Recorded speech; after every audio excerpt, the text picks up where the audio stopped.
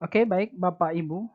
Pada kesempatan kali ini, saya Marjuki MPD akan membahas tentang bagaimana membuat tabel distribusi frekuensi. Oke, baik. Nah, sebelum kita memulai bagaimana proses pembuatan tabel distribusi frekuensi, baiknya Bapak Ibu subscribe terlebih dahulu.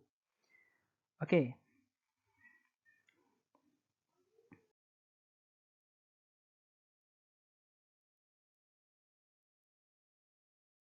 Nah, baik. Nah, di sini diberikan kasus. Nah, diberikan kasus mengenai hasil tes ujian tengah semester UTS mata kuliah statistika dari mahasiswa program studi S1 jurusan Pendidikan Matematika di IKIP. Nah, dengan data mentah di bawah ini. Nah, ini kasusnya yaitu nilai ujian tengah semester mahasiswa mata kuliah statistika program S1 jurusan Matematika di IKIP. Diberikan data mentah seperti ini. Ini ada 40 mahasiswa ya, 40 mahasiswa yang mengikuti ujian tengah semester dengan nilai mentah sebagai berikut. Nah, dari tabel ini susunlah data di atas ke dalam tabel distribusi frekuensi dengan panjang kelas yang sama. Nah, ini bagaimana strategi Bapak Ibu untuk menyusun tabel distribusi frekuensi dengan panjang kelas yang sama. Nah, ini adalah mudah. Ini sangat mudah strateginya ya. Dengan catatan Bapak Ibu jangan lupa subscribe terlebih dahulu. Baik. Nah, adapun langkah untuk membuat tabel distribusi frekuensi yang pertama sekali yang perlu diperhatikan yaitu urutkan data mentah tadi. Data mentah tadi perlu Bapak Ibu urutkan dari nilai paling kecil ke nilai paling besar. Cara mudah mengurutkannya Bapak Ibu bisa dengan menggunakan Excel. Nah, ternyata data yang sudah kita urutkan tadi nilai terkecilnya 61, nilai terbesarnya 95. Nilai apa ini? Nilai ujian tengah semester mahasiswa IKIP pada mata kuliah statistika. Nah, nilai terendahnya 61, tertingginya 95. Dengan jumlah mahasiswanya ada 40 mahasiswa. Kemudian langkah yang kedua untuk membuat tabel distribusi frekuensi Bapak Ibu yaitu dengan menentukan rentang. Nah, rentang itu simbolnya R. Rentang itu data terbesar dikurangi dengan data terkecil. Nah, rentang itu rumusnya berarti dari data terbesar ini yang paling besar 95 dikurang dengan yang paling kecil 61. Sehingga 95 kurang 61 34. Jadi rentang nilai ujian statistika tersebut yaitu 34 dari 40 mahasiswa dengan skor tertinggi 95 dan skor terendah 61. Baik, langkah yang ketiga, Bapak Ibu jangan lupa menentukan banyak kelas, simbolnya K. Nah, banyak kelas di sini dengan menggunakan rumus aturan Sturges, K sama dengan 1 tambah 3,3 kali log N. N ini yaitu jumlah mahasiswa. Nah, jumlah mahasiswa 40. Sama dengan ini Bapak Ibu bisa menggunakan kalkulator sehingga Bapak Ibu menghitung 3,3 kali log 40 ditambah dengan 1 nilainya 6,28. Nah, jadi Bapak Ibu di sini bisa dibulatkan menjadi dalam bentuk desimal 6 atau 7. Nah, gitu ya, 6 atau 7. Nah, di sini Bapak Ibu di banyak kelas ini saya mengambil 7. Boleh mengambil 6, boleh mengambil 7. Tapi dalam hal ini saya mengambil 7, gitu ya. Berarti banyak kelas nanti di sini ada 7. Oke, baik. Langkah selanjutnya kita akan menentukan panjang kelas interval. Simbolnya yaitu P. Dengan rumus rentang dibagi dengan K. K itu banyak kelas.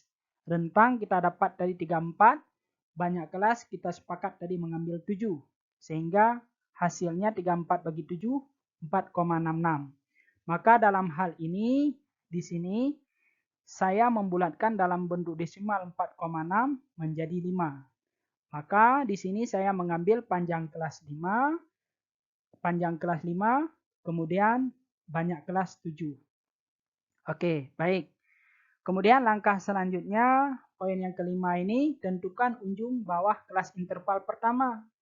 Nah, di sini ambil data terkecil. Nah, data terkecil, nilai terkecil di sini yaitu 61. Maka dalam hal ini saya mengambil batas ujung kelas interval pertama 61.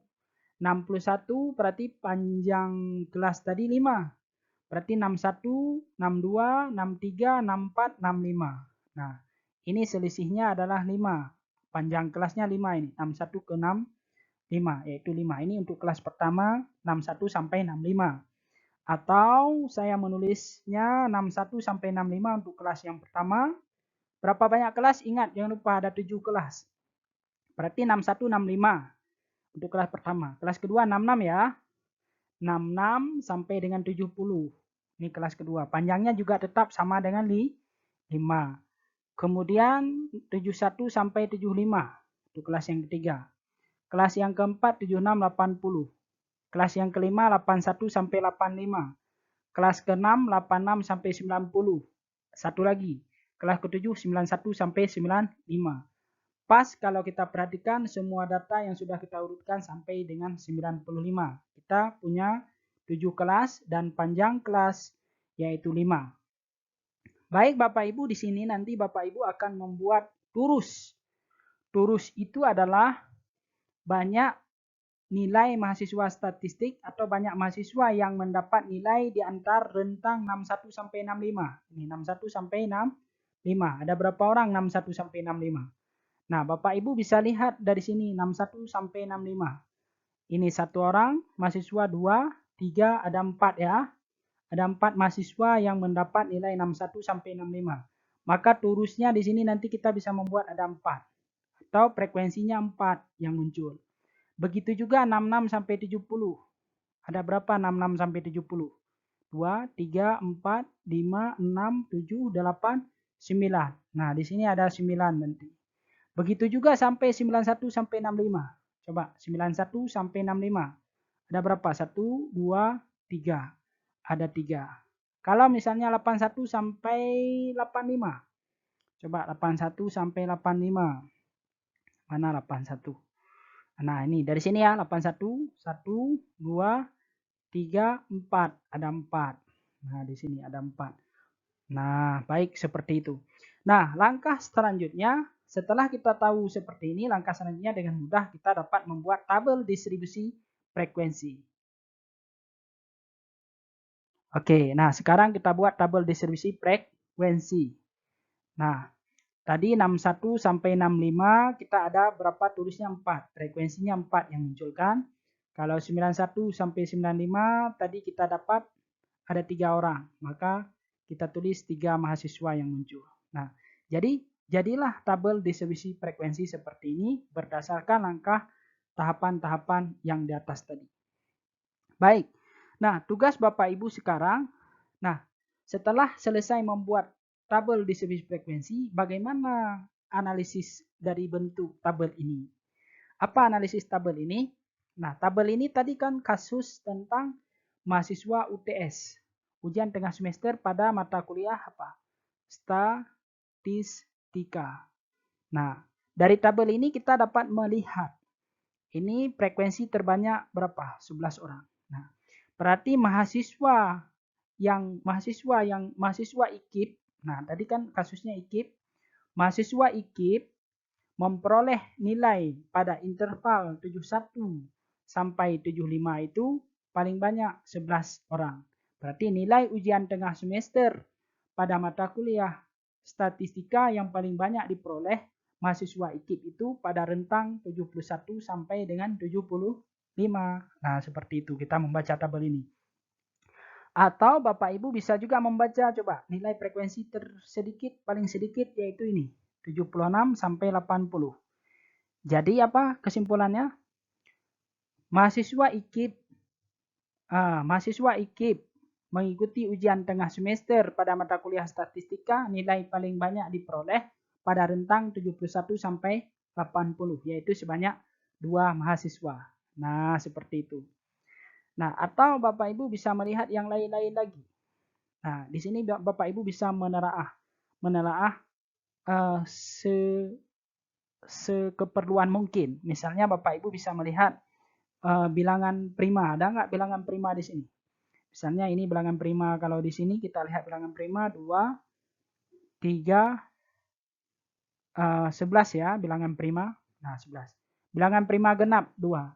Berapa interval mahasiswa yang mendapatkan misalnya frekuensi bilangan prima genap? Berapa interval keberapa mahasiswa yang mendapatkan frekuensi bilangan prima genap? Nah, kita bisa menelaah di sini. Nilai mahasiswa statistik yang diperoleh dengan frekuensi bilangan prima genap yaitu antar 76 sampai 80. Nah, itu adalah interpretasi tentang tabel distribusi frekuensi berbagai macam-macam cara. Nah, seperti itu. Nah, jadi mudah bersama saya Marjuki MPD dalam membuat tabel distribusi frekuensi. Oke. Terima kasih. Nah, terima kasih, jangan lupa subscribe. Nah, kita mudah melupakan sesuatu. Kita mudah melupakan sesuatu bukan karena kita tidak bisa mengingatnya, melainkan karena kita tidak menemukan cara untuk mengingatnya. Nah, jadi cara yang penting ya Bapak Ibu, cara yaitu proses alur tahap demi tahap dalam membuat tabel distribusi frekuensi. Oke, baik Bapak Ibu, terima kasih. Sampai jumpa di pertemuan selanjutnya. Jangan lupa subscribe.